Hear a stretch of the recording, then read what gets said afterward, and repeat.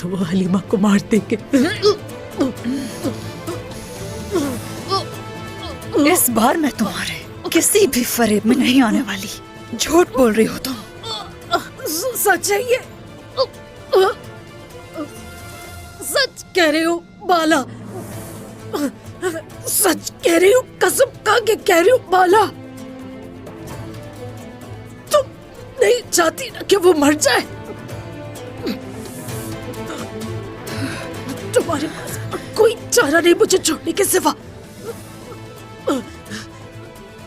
वरना कल तक मर जाएगी वो। उसके बाद बेटे की लाशें देख सकूंगी। छोड़ दो बाला, बाला।